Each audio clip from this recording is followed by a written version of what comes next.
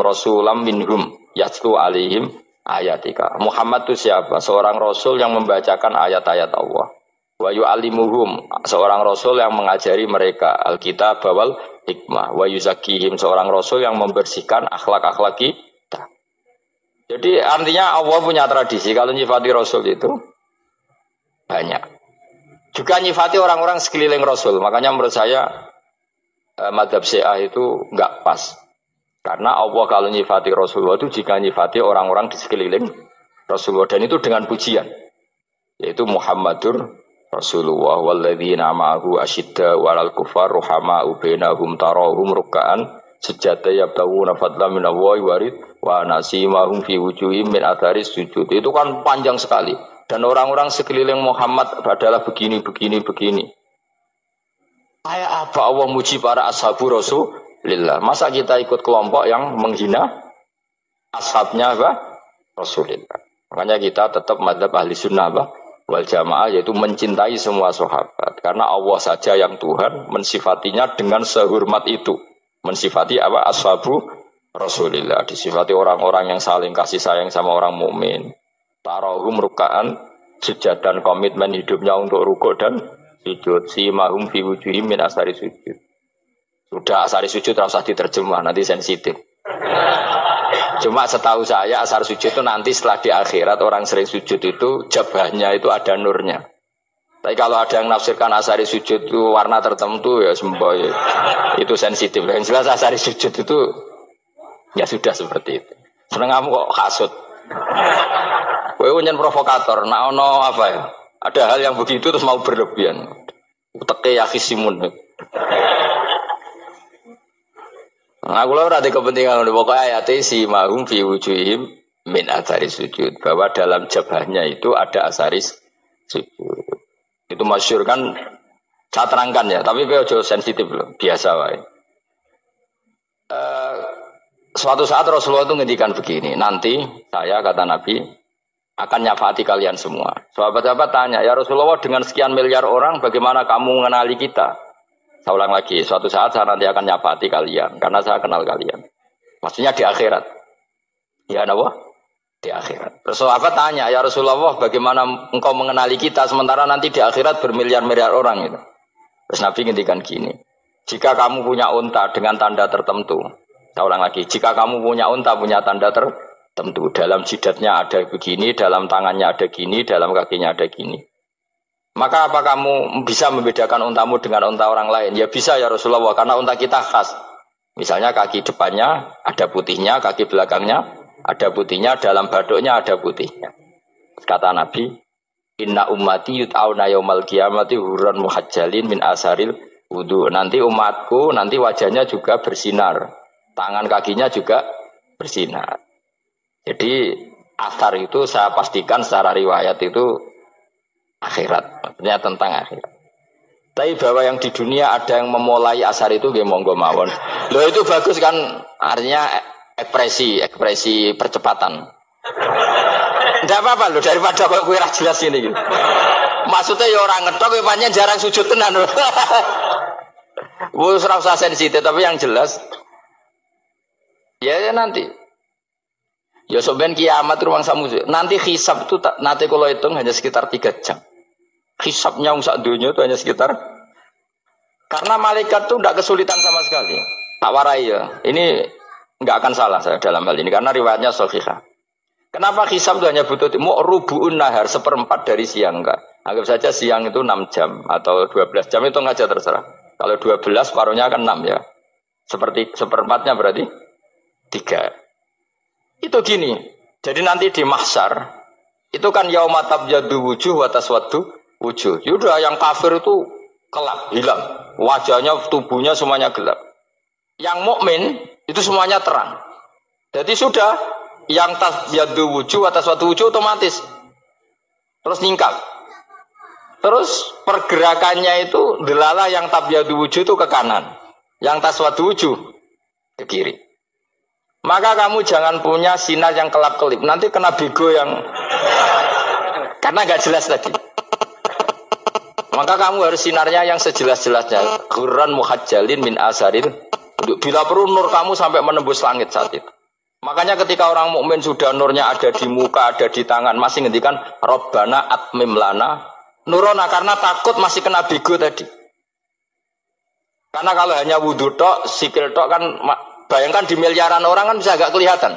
Tapi kalau nurnya sampai nembus langit kan itu siapa kok nurnya sampai kan malaikat langsung tahu. Makanya hafal Quran, alim kan insya Allah nurnya itu. Sama zaman itu masih berdoa Rabbana atmim lana sempurnakan nur kami. Karena nanti identifikasi malaikat berdasar tadi. Kalau ada nur berarti diletakkan ashabal yamin. Kalau nggak ada nur, ashabal shim. Nah malaikat yang dibawa bigo itu kira-kira detail nggak? Dugaan saya kalau kelap-kelip pasti kena simal. Wah ini partai kiri. Kan, pemenang yang wudhunya mau dulit sirah tok sidik. Karena anak madzhab Syafi'i. Sebetulnya meskipun itu sebaiknya kalau basuh sirah itu kabeh ben ora kelap mana aneh pepesan terus dulat-dulit tok. Iku soben ya itu. Kelap-kelip.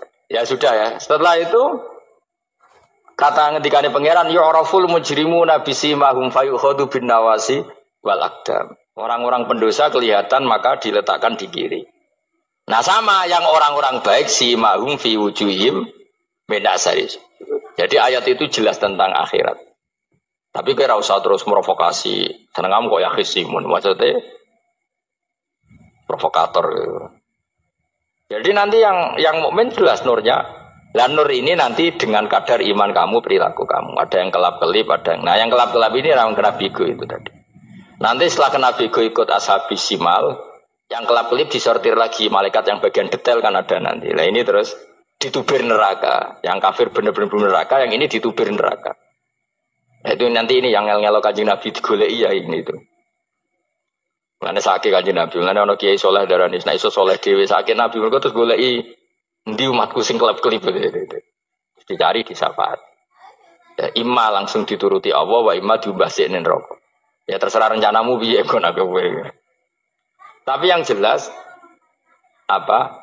Kiamat itu cepat sekali karena tadi ada identifikasi tadi. Makanya hanya cukup 3 jam karena tadi yang jelek kelihatan jelek, yang baik kelihatan baik. Makanya cepat. Ya oraful mujrimuna bisimahum orang pendosa dikenali lewat alamatnya yaitu taswaddu apa?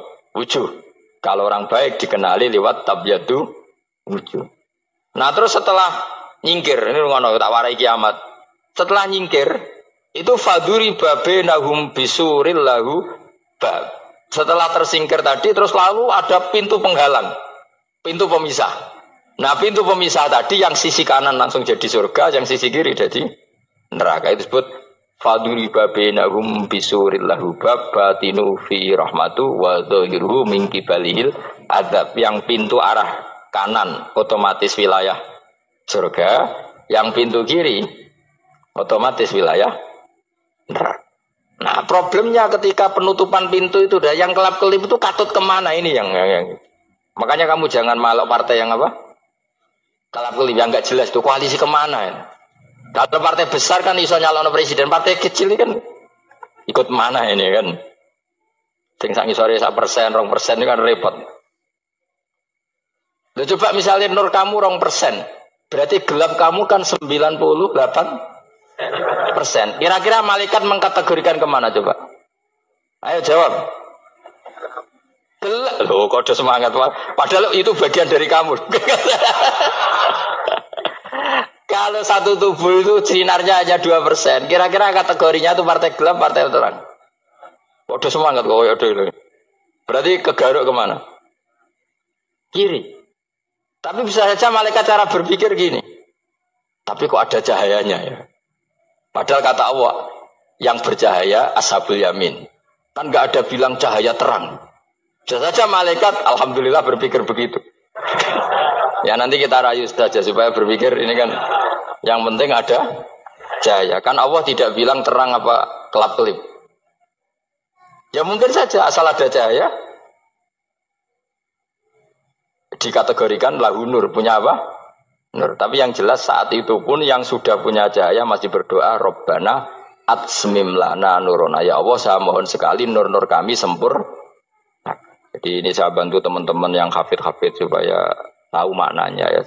Dan yang nggak hafid ya dengar ya. Kalau nur itu penting. Makanya Nabi itu kayak apa? Nabi itu orang super. Itu kalau ngendikan qawamat al min fauqi nuran wa min tahti nuran wa an yamini nuran wa an simali nuran, sampai terakhir Nabi masih mendoa untuk dirinya waj'ali nuran, dan semua tubuh saya jadi nur. Jadi Nabi sudah gitu. Ya Allah, jadikan sisi depanku nur, belakang kami nur, kanan nur, kiri nur. Terakhir itu apa? Waj'alni nuran, dan doa semoga semua tubuh saya jadi nur. Itu termasuk doa yang sering saya baca.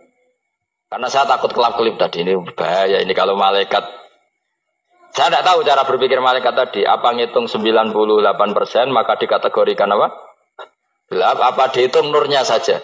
Wong instruksinya Allah kan yang ada nur ashabul yamin. Meskipun kelap-kelip kan punya nur. Saya tidak tahu nanti ikut 2% ikut mana kalau di partai koalisi itu.